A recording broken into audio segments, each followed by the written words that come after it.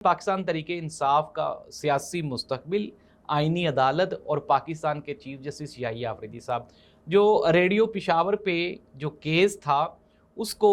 जो आइनी अदालत है वो खुद ऑन करना चाह रही है, अपने पास लाना चाह रही है। और यही वजह है कि उन्होंने केपी गवर्नमेंट से बगैर कोई इन्फॉर्मेशन लिए उन्होंने जो केपी के का जो फैसला था उसको, पिशावर हाई कोर्ट का जो फैसला था उसको उन्होंने रिजेक्ट कर दिया। और उन्होंने कहा है कि जो 9 मई के केसेस हैं उनको आइनी अदालत में लाया जाए। नाज़रीन, अंदर की खबर ये है, हमारे कुछ इस्लामाबाद के दोस्तों ने हमें बताया, उन्होंने कहा जी कि 9 मई के जो केसेस हैं वो इतने कमज़ोर हैं कि जो ही वो किसी भी बड़े कोर्ट में जाते हैं तो वो दस्ती उड़ा दिए जाते हैं। वजह क्या है कि एक बंदा वो एक ही वक्त में पंजाब में भी है, केपी में भी है, सिंध में भी है और इसके अलावा बलूचिस्तान में भी है, और 10-10 शहरों में एक ही वक्त पे वो मौजूद है 9 मई के केसेस में। यही वजह है कि जब वो 9 मई के केसेस अदालतों में जाते हैं तो अदालतें उनको सुनने से पहले ही अपना फैसला सुना देती हैं। अब ये कोशिश की जा रही है कि बजाय इसके कि 9 मई का जो बयानिया है वो मुकम्मल तौर पे पिट ही ना जाए, तो इसलिए अब इसको आइनी तहफ़्फ़ुज़ देने के लिए